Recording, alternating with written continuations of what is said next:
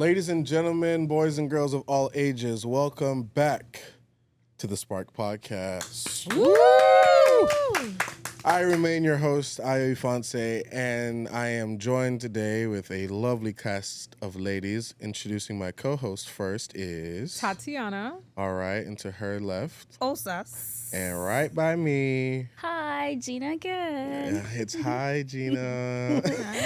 And today we have a multitude of topics to cover. And the first one, I'm just letting y'all know, it's going to be quite intense.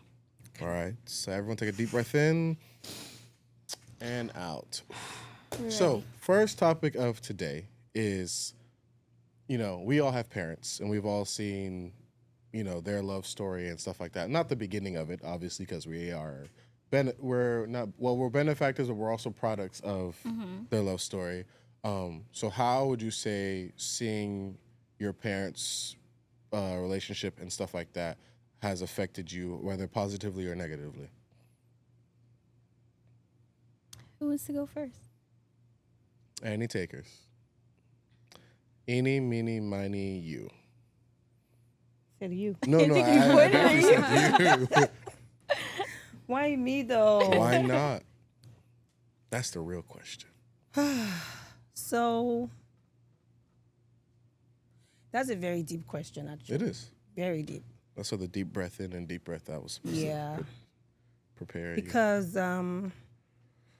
some of the things that I saw, okay,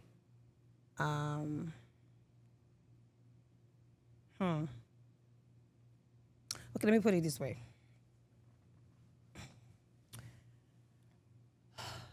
My mom, my amazing mom. Shout out, Mom. Hello, Mom.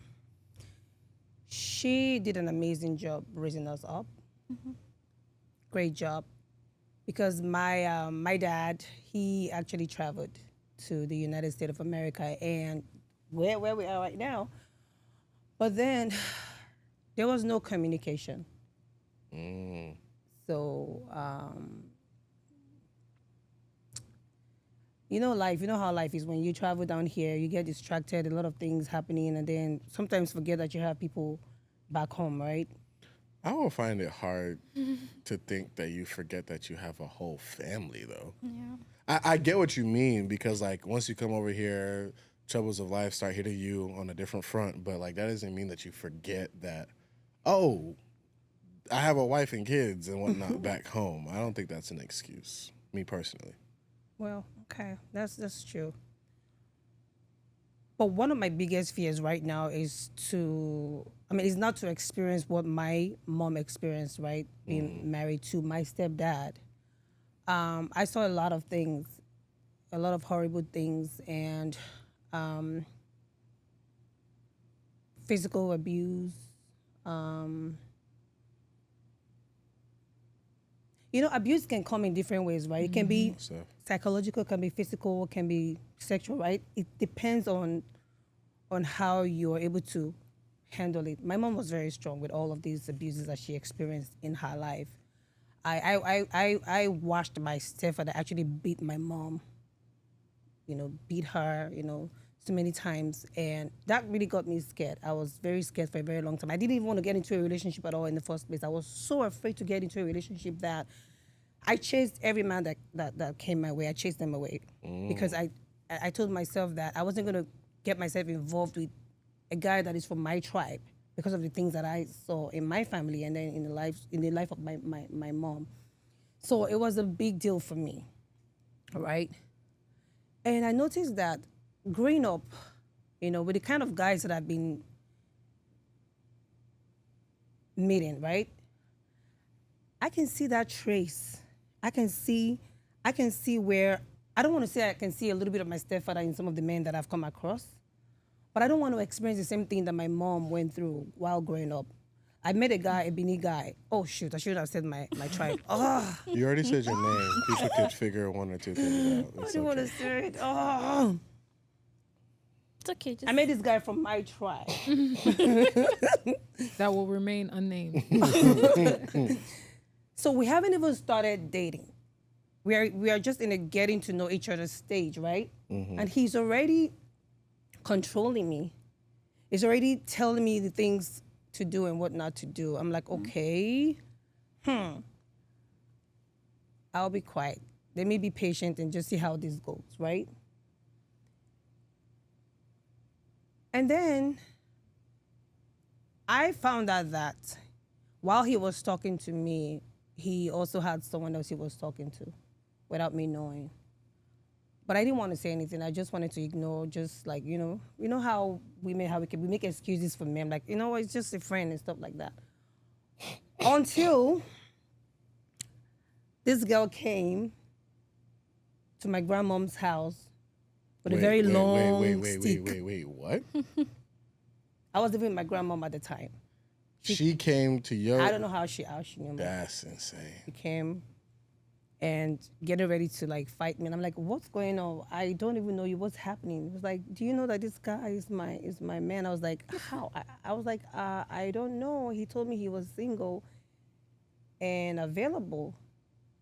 And I was in shock. And I asked her like, okay, I didn't know. And then I asked him, hey, what's going on? You told me you were single and available. What's happening? Why am I seeing this lady in my grandmother's house? Why is she trying to fight me? What's happening? And then he was like, well, I'm sorry I didn't tell you. She was my high school, girlfriend. We broke up already. I'm not sure why she's still following me around. I'm like, so if you did not end a relationship with her, then I don't think it's a good thing for you to get into another relationship. So thank God we haven't even started dating, right?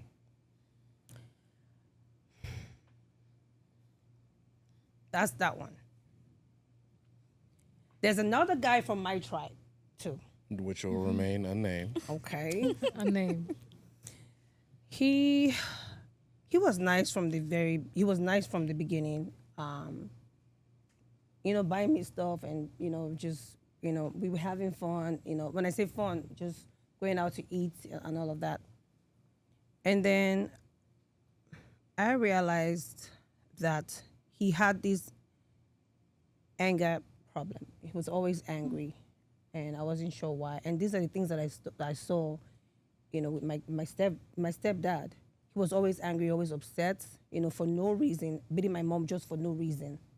So this guy is always upset. I'm wondering, okay, what's going on? Like, I'm fine, I'm okay. Okay, I'm like, okay, what's happening? Why are you not talking to me? What's going on? Like, I don't want to talk about it. I'm fine, I'm okay. I'm like, okay. And I just let it be. And then I cooked for you, right? I served you the food. And you want me to go down my knees and serve you? Like, I don't understand. Are you normal? Are you okay? Wow. Is something wrong? Is something wrong with your head or what? What's happening? I cooked for you. I took my time to cook. You still want me to serve, and I served you. You want me to go down my knees and serve you? I like what? So when he finished eating, this is what he did. Oh, he still ate. He ate. Wow. And I was very nice. I was very nice and very patient. So I saw him taking his dishes to the kitchen. And I was like, oh, thank you. It was like, no, I'm only taking it because I'm going to the kitchen. That's why. Not because, I'm like, what does that mean? Like, you're supposed to take my dishes to the kitchen for me. I was like, excuse me? So when he did that, and I told myself, I said, God, I don't want to experience the same thing my mom experienced, because I'm seeing a lot of, things already. I don't want to go through the same problems or the same issues or challenges my mom had. And at that time, I made up my mind that I wasn't going to date anyone from my tribe at all. Sometimes I feel like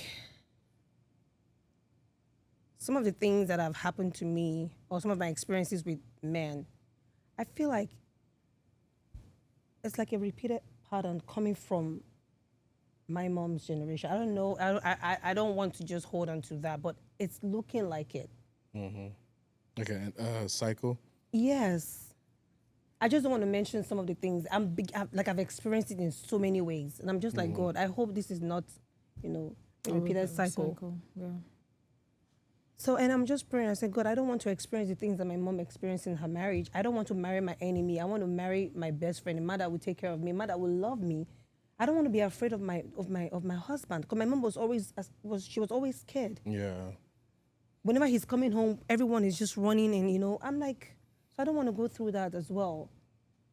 So do you all think that, this might be generational? You think this might be, I don't know, like I need answers because it's becoming very disturbing for me.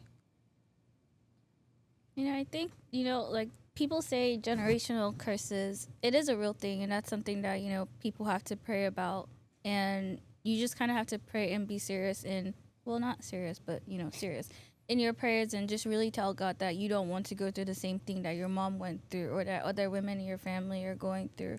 And then you just pray and break that cycle and then intentionally break that cycle too. So, you can't really tell if the man that you marry is going to beat you when you guys get married, but you can see those signs, how he reacts when you're dating. If you're late for a date, does he get upset? Does he get frustrated? Does he want to be like, raise his hand but then controls himself? So those are like little signs that you see that you be able to tell, how it's going to be. But then again, the main thing is just prayer. Just break those generational curses. Because I do believe that those are real. Yeah, because it's a lot of things that I don't want to say, but yeah, believe me when I feel like, it's like a repeated cycle and it's really disturbing. Yeah. So I mean, I could relate in a way because to the question, I mean, I saw my parents, when you mentioned love story, how we're products of a love story, I'm like, yeah, they got married. I don't know if that was a love story in and of itself, because just with the outcome, right? So love is of God, right? And I'm sure there was love that started somewhere, but it didn't end that way. And so I saw a lot of toxicity similar. I mean, I was in my early 20s when I realized that my mom's life was in like serious danger, and I had to accept that,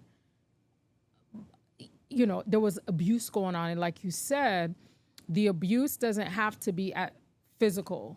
There's a psychological abuse, there's emotional abuse, there's financial abuse, there's even spiritual abuse. And to your question, yes, there is that generational cycle, and like Gina mentioned, and generational curse. But to me, I've had to really do some work, inner work, emotional, spiritual, and even mental. Mm-hmm. And it's not just about, I'm going to cast this, I'm going to break this, I'm going to break this. But I have to sit and be like, okay, how does this stop with me? What is my sense of, like, how do I perceive things? Do I feel like this is bound to happen to me because my mom, and when I sat and I talked to my mom, I'm finding out there's other women in my family that was normal for them. So they thought it was normal. Well, marriage will change if I'm just patient, if I'm this. But I had to make a decision and be like, I can change the narrative. Yeah. Just because it happened before me doesn't mean it has to happen to me. It doesn't have to continue. Yeah. And asking myself, okay, do I believe that I am deserving of love, of someone who is going to love me and not hurt me? Somebody who's going to honor me and not try to minimize me, or not try to, instill fear and instill all of these horrible things. So I've had to sit with that and process and being like, okay, what is it in my life that makes it, that's attracting certain types of people or that may repel them? And so as I began to do some of that inner work, right, by the grace of God, and that's going to come through different methods, I'm aligning more with people who I want to be associated with.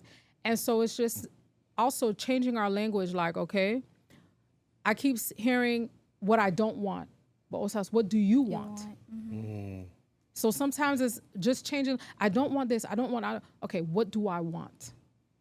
What do I believe God has for me? You know what I mean? And so we begin to then walk in that faith by faith. And I believe that he will bring somebody into our lives that is going to love and not tear down. Yeah. I also think more of a question than a thought is, so for someone who may come from a similar background as the both of you, well, actually you never got to answer that, but I'll ask that question after you answer. Okay.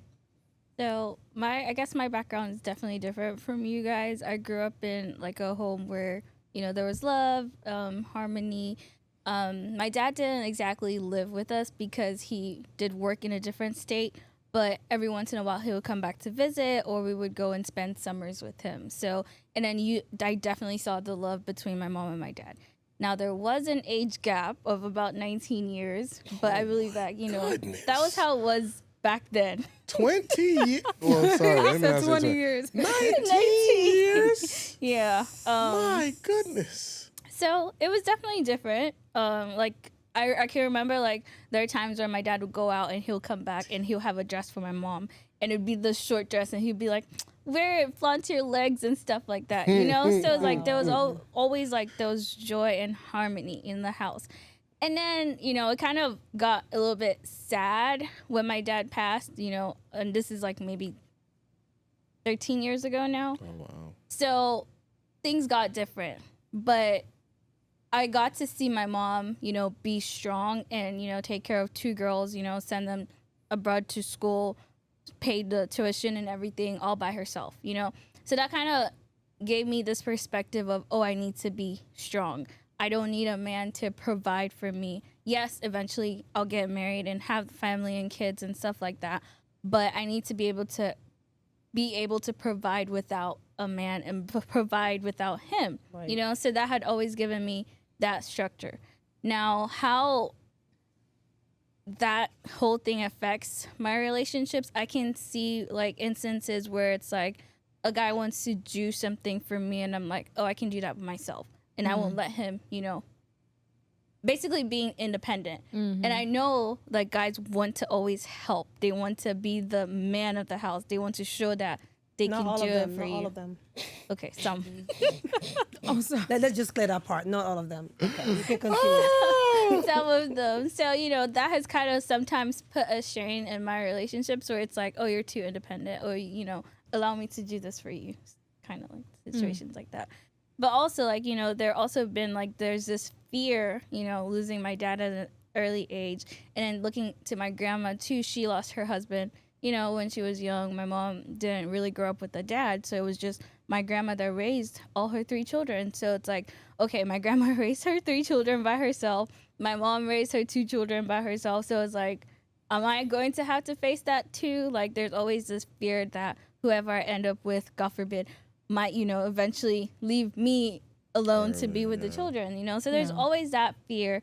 And I feel like sometimes that fear kind of just makes me be like, do I want to? Right. Exactly, Go down that you know?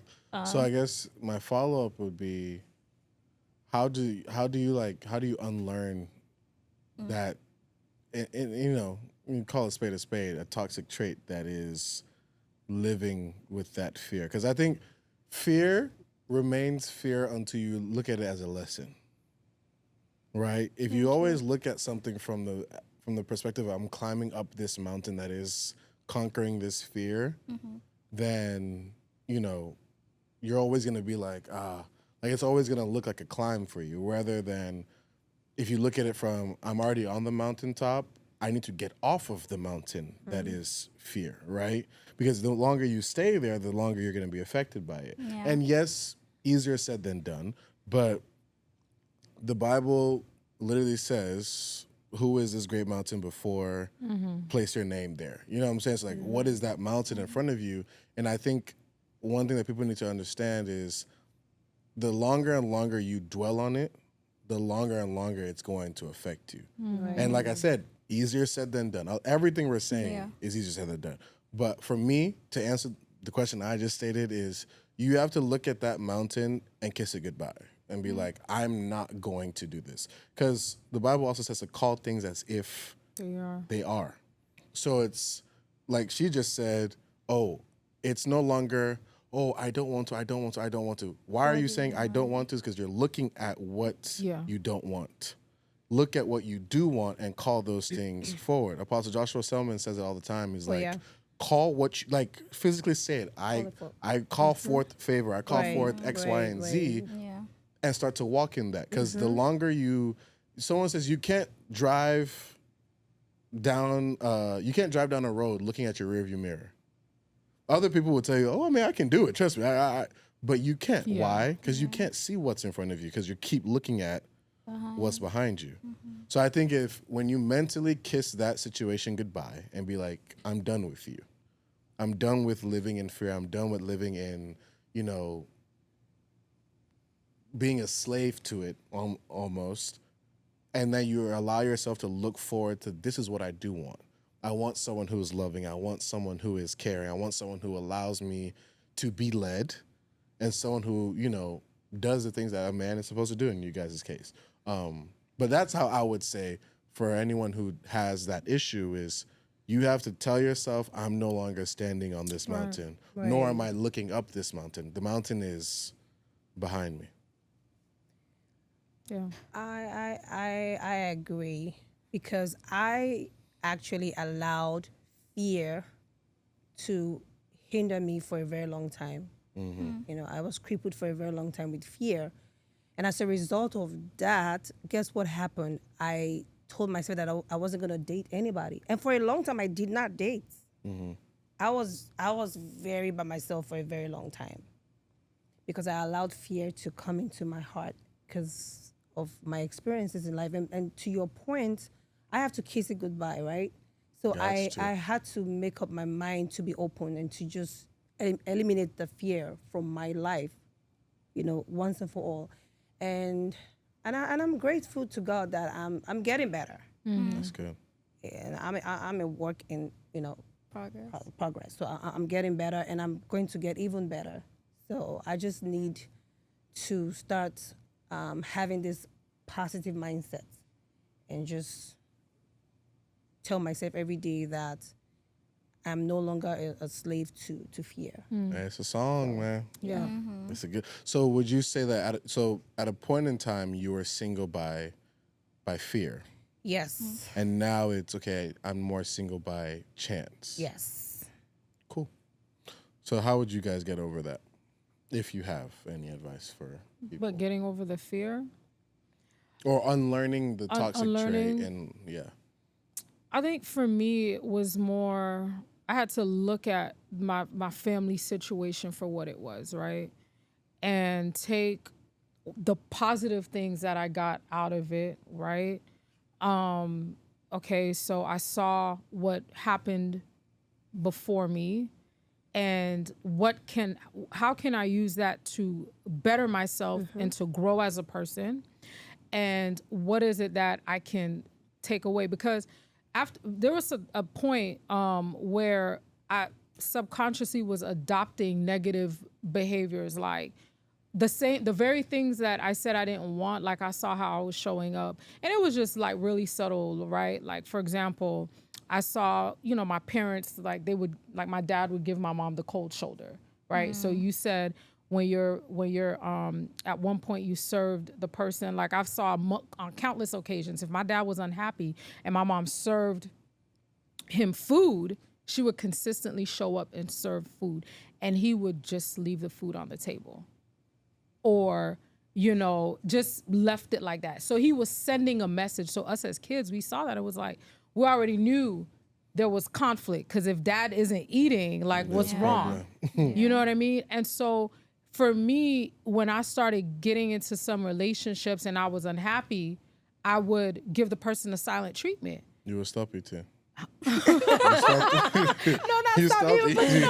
like it was just little things like that. And I was like, well, wait a minute, like, or I would find myself getting irritated. And I remember one time I had to sit, I'm like, wait, like, I don't want to be that person. Like, I don't want to be the irritable person. And I had to stop myself in my tracks and say, well, where did I learn that from? My brother, who's now late, like one time we were having a conversation, he was like, yo, I see myself getting upset at some of these girls, like, and they're doing the best that they can. Like, why do you think this is happening? And I said, it's because of dad. And so if we don't make a conscious effort, you know what I'm saying? Like to leave that toxicity behind, the very thing that we say we don't want, we start becoming just by nature. It's like, oh, well, I saw it, so it's no big deal. So that conscious effort of saying, hey, I know I don't like this. I know this isn't good. I don't have the tools. I don't know how to be better. So one, I'll pray, and God, send me people or point me to the knowledge that I need to change my ways. That's number one. And then two, for me, it was my belief. As a believer, it's easy to believe in God, but it's harder to believe in ourselves and what God can do for us and through us and in us. Preach. So it's easy for me to pray for Gina for something. It's easy for me to pray for all of y'all. But for me to believe that I can receive that or it can happen for me is so hard. Why is that? And that's where the enemy, that voice. You know what's so crazy? I saw a video this week. It was by Pastor Delapo Lawal. I don't know if you guys know who he is, but basically he was saying, do you know humans are so funny because any day, all day, you can, he said it's harder for you to hear your own advice, but you can give people advice all day, any day. And he made a reference to like the word of God and whatnot. Like it was so profound. And I was like, I actually don't like you because why are you reading me for fun? But like he literally said, if somebody was to pray for you, you can pray for them. The advice you give somebody else, you know that you should follow the same advice. Right. But it's so easy for it to do this than for it to do this. And I was like, again, I don't really like you right now because like you're talking at me, and I'm like, but the thing is, I need to hear it, right? Right. But like it to what you said, like it's crazy to like take your own advice, like in the prayers that you're praying for somebody else. Like, why is it so easy? And this is like, I'll be so transparent. Like, it's been so hard for me to read my Bible lately. Why? Couldn't tell you. I'm just, because I haven't done it in so long, it's just like, dang, like it feels, I know I should do it. I see my Bible every day. It's on my desk. But it's like to sit down, open it, and study has been so hard. And God has been leading me to read the book of Job. And I'm just like, all right, cool. Like when I finish the book of 2 Samuel, I'll move on to ask me how long he's been telling me you need to go and read the book of Job. And it's easy for me to tell, X person, hey, bro, like, there was someone who came and confided in me about a really tragic situation in their life. And it was so easy for me to encourage her and this, that, and the third and whatnot. But when in my moments of disparity, in my moments of feeling low, one thing I'll never look like my problem. Right. Put you Exactly. like that. But, Period. Yeah. Right. but I agree. when I tell you, like, I was going through, like, it's just problem. I'm just like, wow. It's so hard for me to take my own advice. Mind you, I just gave this person, I'm talking about grade A, ribeye type advice, like prime. But for me to go into the mirror at home and look myself in the mirror and tell myself to take that was the hard. It's not even say it was the hardest thing, because it's still hard for me to do that. But it is one of the hardest things to do.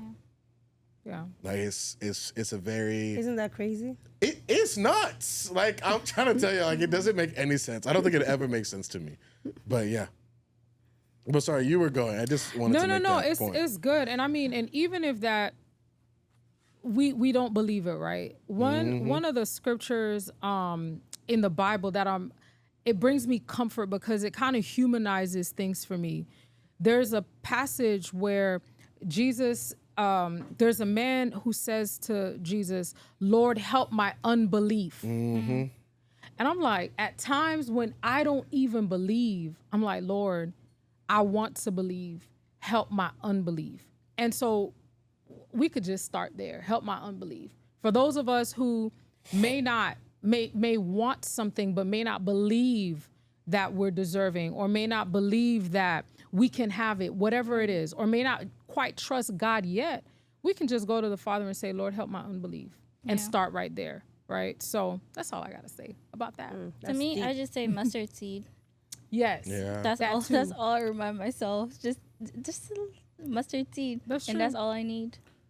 So it wasn't part of the topics that we had listed before we pressed record, but we're here now, and we're on the topic of faith. How does one practically grow their faith? Because when life wants to deal with you, Because it will. it will deal with you, and there's nobody who will cry for you. So how do you practically, and I need the encouragement. I think a lot of people could use it. How do you practically, the practical steps of encouraging your faith? Because I feel like faith, like it says, faith without faith without works is dead. So you can say, oh yeah, faith come alive, but like, what are, is it reading your Bible every day? Is it praying? What are some practical steps to grow your faith? I think you just said one of it. Yeah. Work. Yeah, so for me, Consistency. every day I make sure I have a schedule actually. So on my first 15 minutes break, I listen to my Bible. 'Cause I don't want any excuses not to like study my Bible. Just sitting down, opening the Bible and reading can be hard, like you said. Yeah. So I listen to my Bible first 15 minutes of my break, and then on my 1 hour lunch, I use 30 minutes to listen to either Apostle Selma. I listen to him every day, almost Shout every day. out Big Bro, man. We love you over here. Every day. Yeah, he puts me together. And then I listen to the Bible 30 minutes. That's my schedule. And then when I get off at 5, I do my 1 hour prayers. So that's my schedule for the day. So listening to the Word of God and just building up your spirit would help you. Yeah. It would really help you, to be honest, because sometimes we mix our faith with fear. And that's so good. That's good. It's okay to do that, but at the same time, you have to also realize that the Word of God, right, is still the same, and it never changes. So go back to the Word of God all the time. I think one thing that does help me is realizing That's that good. what can encourage your faith is if you go and study and understand the word sovereignty Yes. and understanding God's sovereignty over, when it says he's sovereign, like it's over everything. Like, Period. and there's literally nothing that you could like, there's no situation that you could bring up that he wouldn't know how to handle. And a lot of people were like, well, I don't do anything wrong. And there's a lot of people, i.e. Job, who didn't do anything wrong. At but all. Everything was just Against him. taken away from him. Yeah. And it's like, what? Like, why? Like, the question of why me? Like, bro, I go to church, I pay my tithe, I read my Bible, but why me?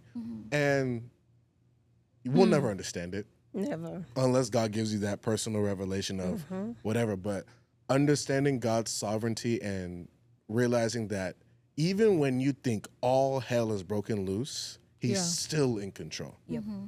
Yeah. He's still in control.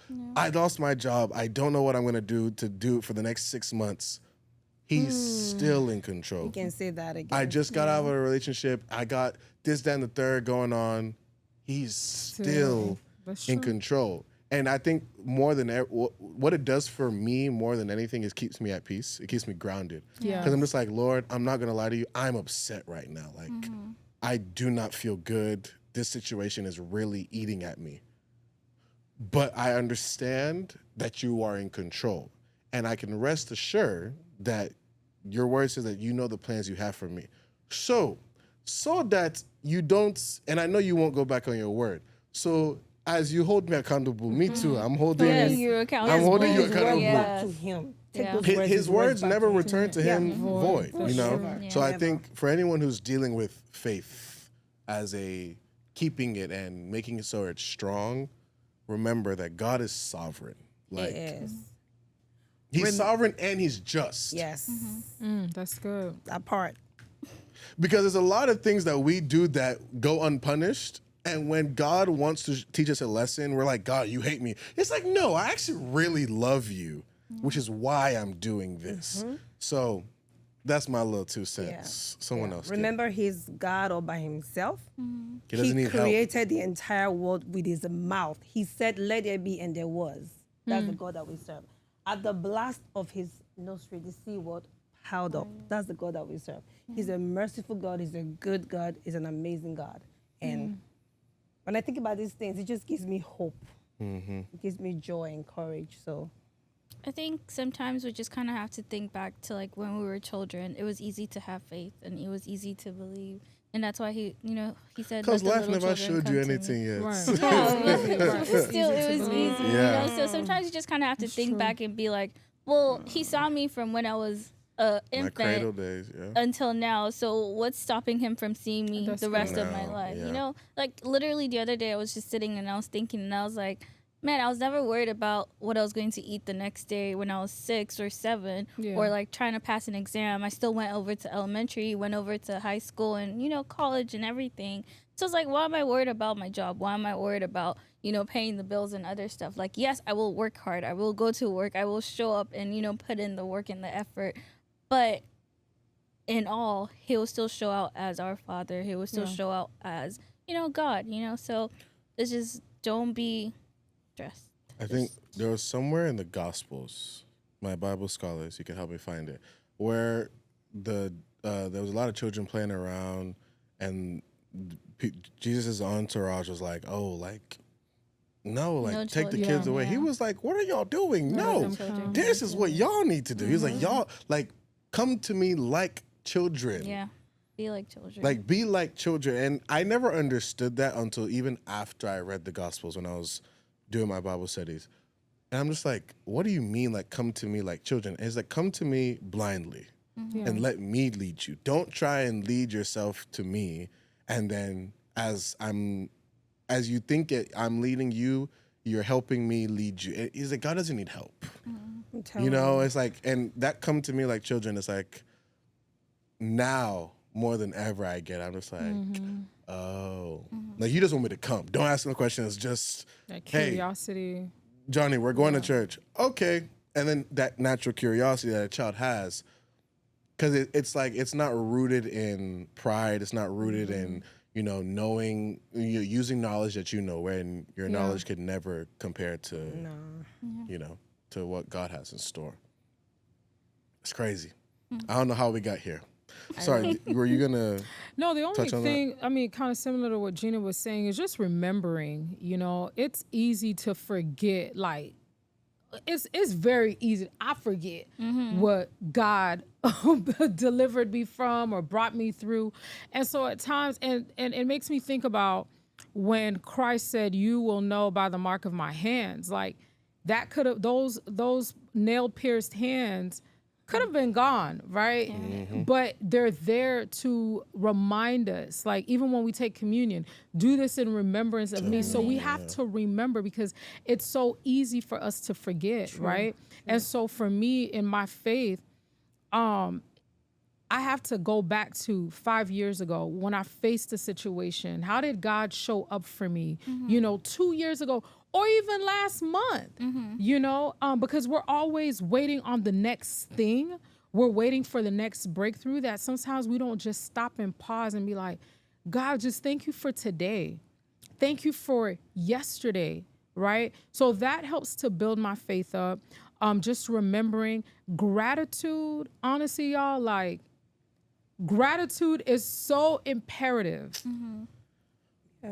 No, Yeah. carry on, No, carry for on. real. It's Now, we just- can pause if we need to, but gratitude Man, is that's so good. imperative. Like, even when we go through the most difficult situations, there's still something to be thankful about. Yes, Life. Yes. you were alive to go through the Yeah, situation. Exactly. Like, Exactly. And it's not to minimize some hardships that we encounter or what other people may be going through, but just being grateful, it automatically just shifts my perspective.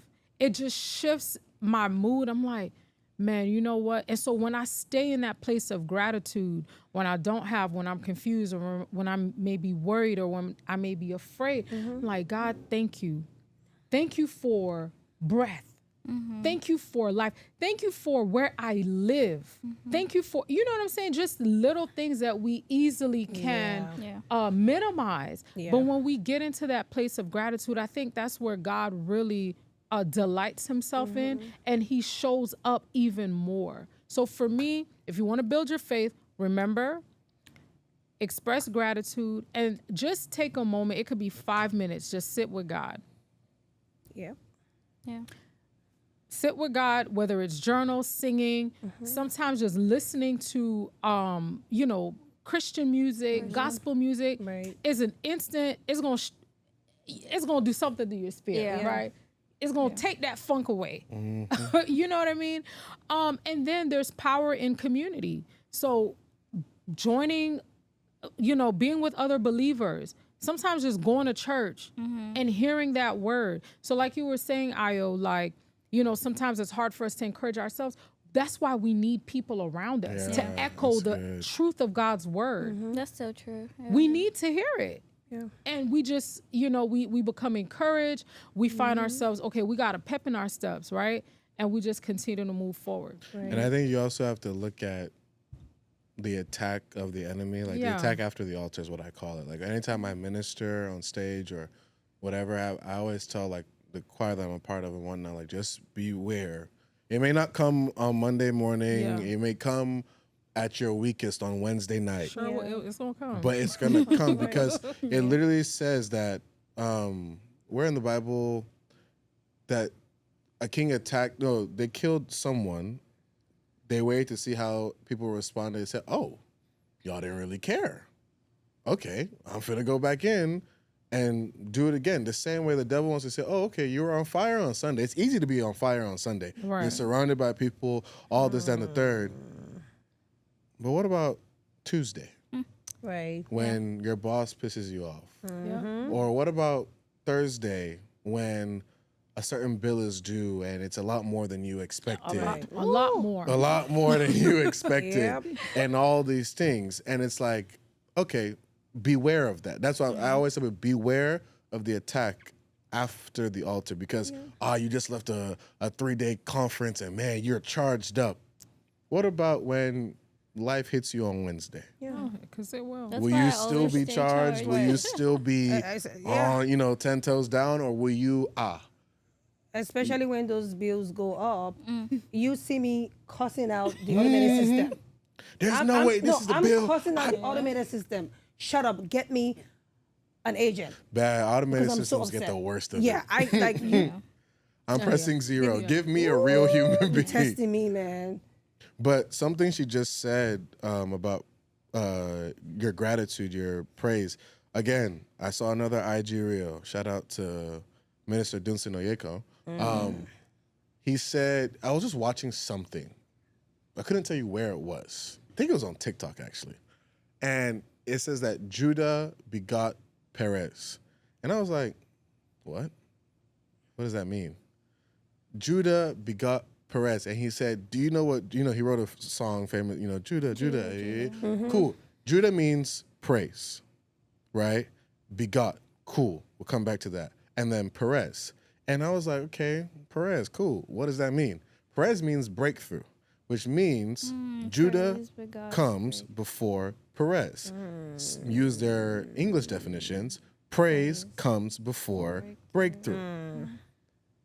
And I'm like, That's good. oh, That's good. okay, I get it now. So, and that's why the Bible also says, let your thanksgiving be more than your requests. The Bible also says, let us enter his courts with Praise. thanksgiving. And then, let's enter his courts with praise and into, Thanksgiving. thank you, Bible scholars are here. And that really changed my life because I was like, okay, like it's not you can lay your request down, but what seals it and sends it and is like a stamp is the praise you put behind it. Yeah.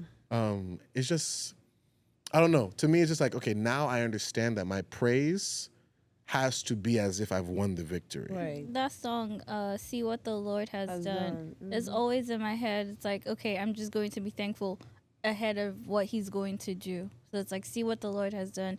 Even if he hasn't done it yet, he's Amen. going to do it, Amen. And I think it was like 2024, TG, the beginning of the year, we were singing that song. It was like, see what the Lord has done. And then 2024 was just like a great year where it's like, all these different things were happening, things, phases were going through. People were rejoicing. People were giving great testimonies and stuff like that. So it's like always be thankful, always be grateful, and Yeah. then you just see the results Always, naturally yeah. happen. And I'll even say, like, how does that show up in our single season, right?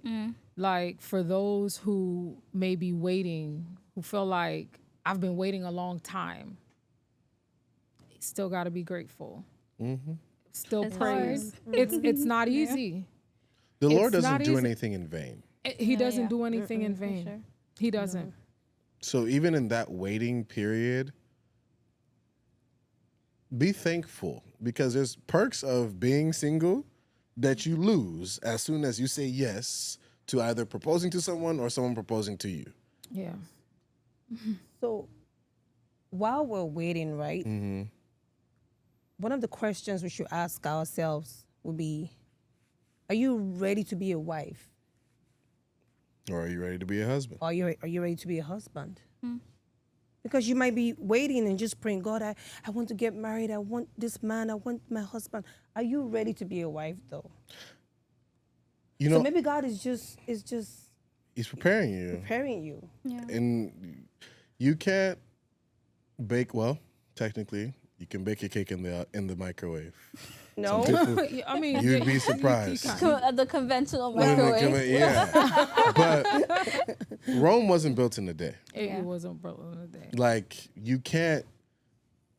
Yes, one day you could go to sleep crying, and the next day you meet the love of your life. You guys sail into the sunset. I want the movie ending for weeks. you.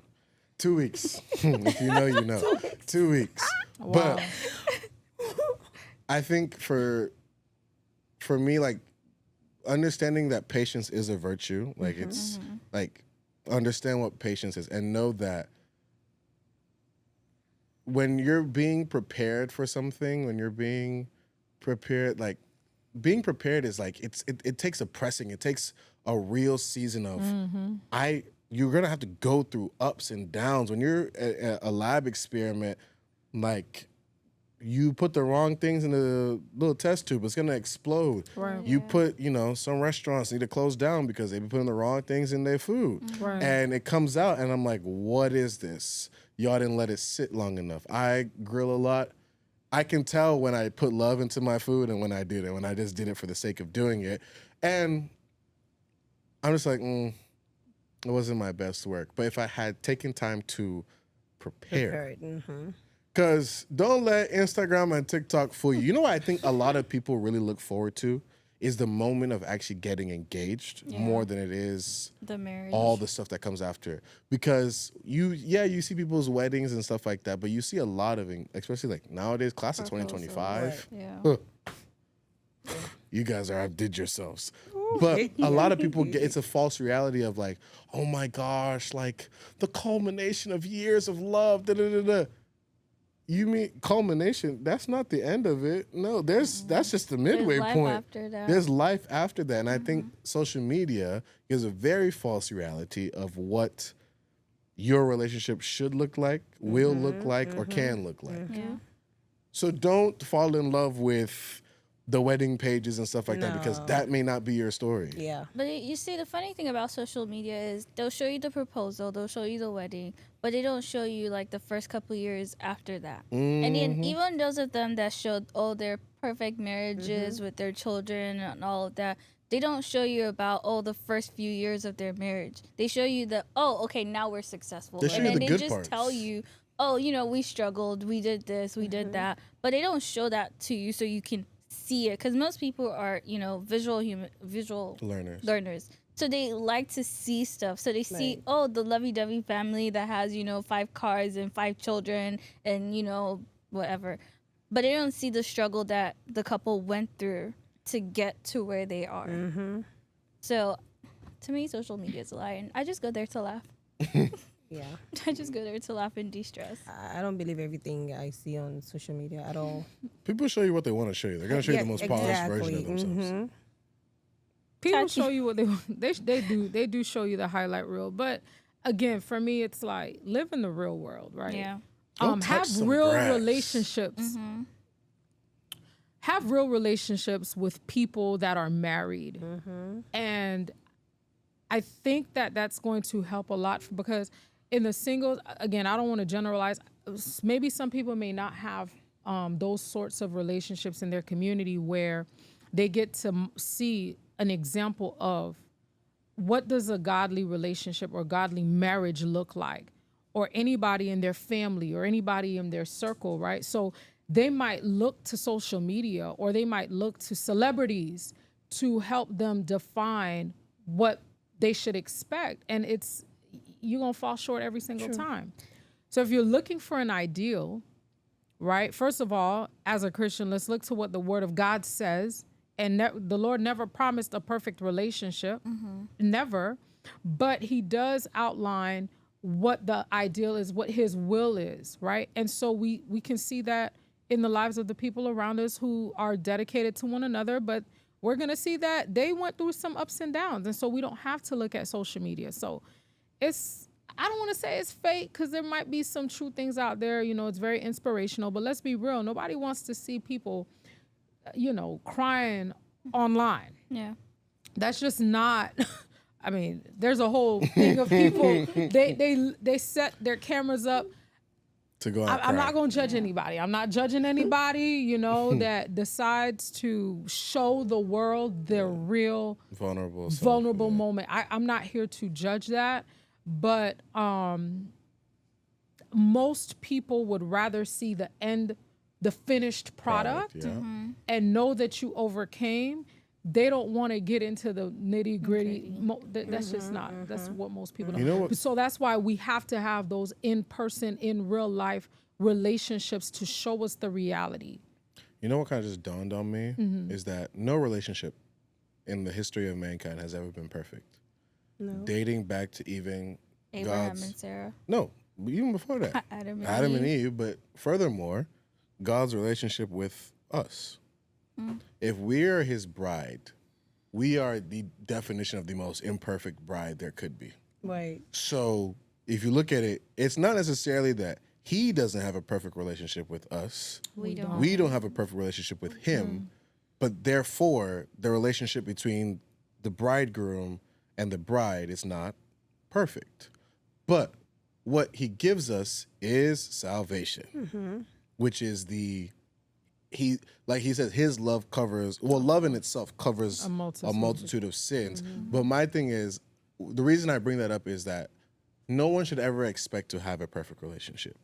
You should work your best to make your relationship the best that you can with God as your foundation, number one. Number two is, don't think you can do it by yourself. Because likelihood is you can't.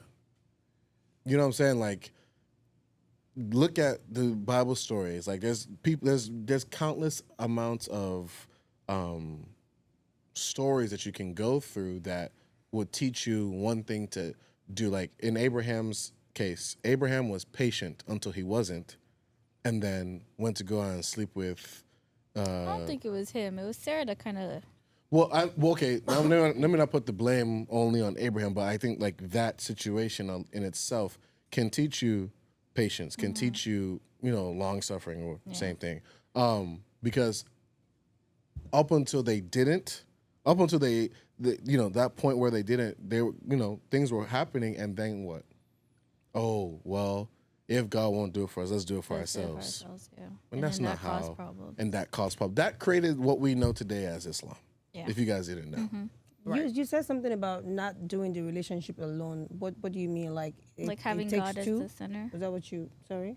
Having God as the center and the foundation of the relationship. Okay. Restate your question. I kind of blanked. You said what? So when you said don't do the relationship alone, were you talking about maybe involving God or not being the only one involved in involving God? Because there's a lot of things that you like. There's so many problems that we overlook that can be solved by going back to the Word. Again, easier said than done. But again, another caveat to that is your relationship, like, use your community. Right. Yeah. Don't think, oh, well, it's between me and my husband, so it can only, sometimes in respect of that person, tell them, like, hey, I asked so and so what they thought about our situation. Go to a trusted individual. Okay, I was about to say that can be tricky because some don't go out people and start just go and talk chatting to to- yeah. No, you have to. It People has to that'll be carry a a- trusted, Yeah. a trusted. Yeah, person. like find Okay. Christian accountability partners, mentors, and stuff like Yeah. that who've been married for X amount of time that you can like. Okay, what do y'all think about this? Because I have a mentor. I have a mentor for a lot of different things in my life, and they've served me more than well. I just wanted to clarify that part. That would be another topic because you can be in a relationship and be by yourself in a relationship. You're the only one Unfortunately. in the relationship, involved in the relationship, while the other person is doing nothing Yes, about but it. what No, if but you're this single? one Why is- are you still? Why are you in a relationship like that? If I mean, You know can what be. I'm saying? You can If be. you're in a, if you're single, I feel like if you, if Have you, that's have your you ever situation, have you ever it's time gone to on a get out. date? Have you ever been in a relationship where you go on a date with this guy and then he's waiting for you to pay the bills? So that's why I said it's another topic. We're gonna leave it alone. So no, we're already here. So how does Because that mean I'm trying to you're keep in it the together. relationship and Yeah, the other so that person kind of isn't? went left. How'd that work? Yeah. Now that we're here, let's just open the can of worms. Okay, let's open it up because I want us to talk about it. Okay, so I thought explain, that was what you meant when you explain said. your point. I think I misunderstood what you said.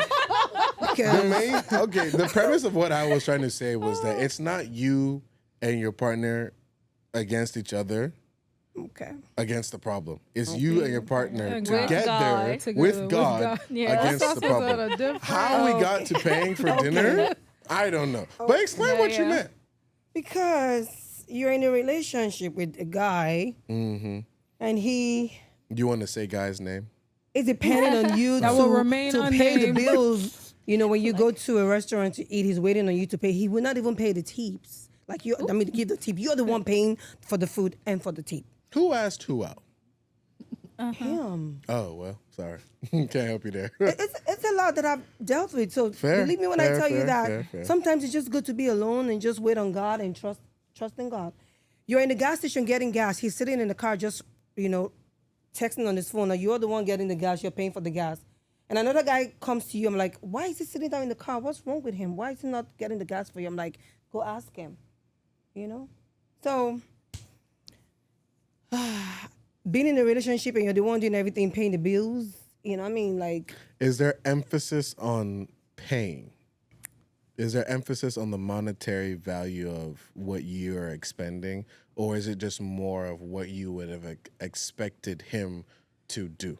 So I just feel like if you are in a relationship with someone, you both have to be in that relationship. Fair? You both have to be involved in the relationship. Yes. The love has to be, okay, I would say 70-50, but That's 120. not 20. Oh. The math ain't math. You mean what? 50-50? 50-50. Not 50-50. 70-30. Wait, hold on. Maybe, okay, 70-30. So The 70 love from, has to be 70-30? yes. Oof, scary. I think she's trying to refer to like how the people say the man has to love the woman more than the Yes. woman loves the man Yes. for that relationship to work. Yes. Like I said, this is Still another... disagree, but carry on. It's carry on. another topic. So we're just going to leave it alone because I thought you said something else and I was going in that direction, not knowing that you were saying something else. So we're just Yeah. going to leave it like that. But guys, listen. I Listen. guess we're not done. Listen.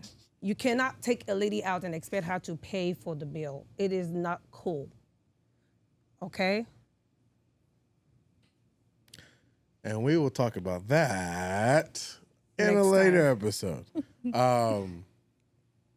That's it. Why you looking like that?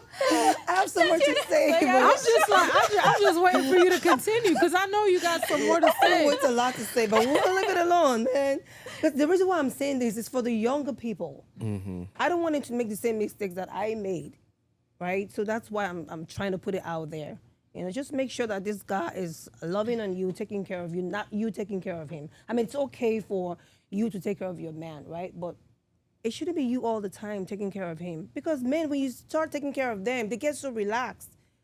I mean, They feels good to be taken care of. I won't lie to you, but I see what you mean. I Create a understand. balance, basically. Yeah, There has to there be a needs a balance, balance. though, right? I don't. The thing is, I'm sorry, I did not mean No, to no, go no. into It's this fine direction. because it's a topic of conversation. But Yeah. I think that both of you should take care of each other. I think that looks different depending on the relationship and the resources that are at your disposal. I think that if you're talking about how we split things and stuff like that, I understand the whole 70-30 thing.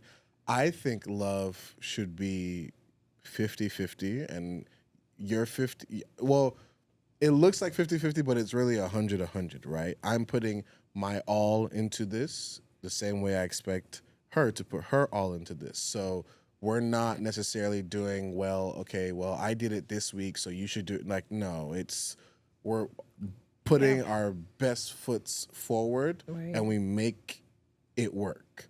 Not the, because I think the more and more you put like rules and regulations on it, like, bro, I don't want to be here anymore. Like, oh, you have to do this. And another thing is like, even with the whole paying the bill thing, I think it's on that one. Yes, as the guy, if you invite the girl out and whatnot, do your right, like do your duty. What happens if the girl invites the guy out? Exactly. I left my house when you invited me out. It depends on the nature of our relationship, but the rule that I was given as a child. So this has nothing to do with dating or whatever the case may be. The worst that's gonna happen, I'm gonna cover mine and I'm gonna dip. Truthfully speaking, I'll be so honest with you, because if I'm asking you out, it's not necessarily inconveniencing you, but it's taking you away from what you may have already had planned. So the right thing to do is to pay for you. But my thing is what I've heard in a lot of cases is that if someone invites you out, naturally speaking, they should be the one to take care of you. So That's is what this I've heard. before we go into a relationship? Because I feel like when you're in a relationship with someone, and I hear what you're saying, right? I hear, to me, it's like you don't want to keep doing tit for tat, right? Like you don't want to be like, if you're dating somebody, I'm talking about you're in a relationship, right? So, hey, let's go to the movies. If I decide to cover, it was my suggestion, whether it was my suggestion or his suggestion, I don't think it should be like a mental note. Well, it was his suggestion, so he needs to. like, So if it's that's like, another hey, way you to know look what, at it. babe, I got it this time. Don't worry about it. Like, to me, it's not a big deal. You know, I don't know, when you're in a relationship, we have to start doing tit for tat. Now, if it starts feeling, I mean, of course, as I don't want to put these sorts of expectations. Well, the man should. I think for me, in my observation, I think it's more about a man being generous. So a generous man, he's going to, in most cases, even if you try to take it on, if it's available to him, he's going to at least attempt to, cover the cost. Now, if you insist, hey, no, honey, it's on me, no problem. You understand? But I don't think that we should be doing like a tit for tat. Well, technically, it was my idea to go to this restaurant, so I should cover the bill. It's like, hey, we take care of each other. And that's the main premise. Like what Yeah. I was talking about, who invites who out, was more of what I learned growing up. No, so you have to unlearn that. But I think Yes. too, it has to do with, and not to interject, but I think it has to do, these things that we have in our minds, or like processes or things like what we should and shouldn't do. This is what's happening now while people date. Like as they're interacting, it's kind of like you did this, I'm gonna do this. You did this, It's I'm not gonna a do. competition. It's some really people, But I do not. think in general, if a guy, like a first date, Yeah, guys. you come on understand? now, Like if do you're better. asking, if you're courting, you're trying to win the person over. Yes, it is expected that the gentleman will cover. Well, I mean, wasn't just even- talking about the first date. This was Yeah. ongoing. So this was something I feel like. Did you have a conversation with the person about it? Did you ever bring it up and say, hey, this is something that I noticed?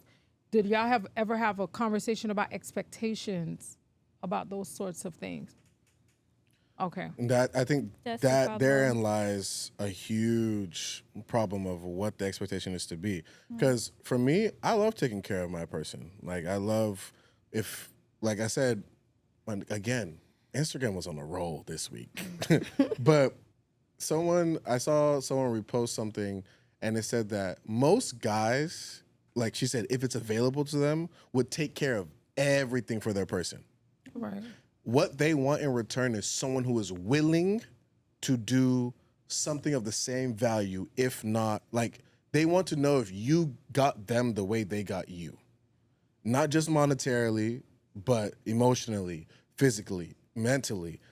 Because a lot of guys end up getting taken advantage of. Yeah. Like guys who are, really generous. Oh, well, he's we could play with him. Cool. So all I need to do is keep up the same act and he'll just continue doing whatever. Right, when you had right. no type of good intention towards him, which is why I can understand how a guy can be like, well, I'm not doing that. Where the whole tit for tat thing comes in because you've seen so many people get taken advantage of. Yeah. Right? But I think that if it was available to them, most guys are just wired to want to protect Right. and take care of who they have around them.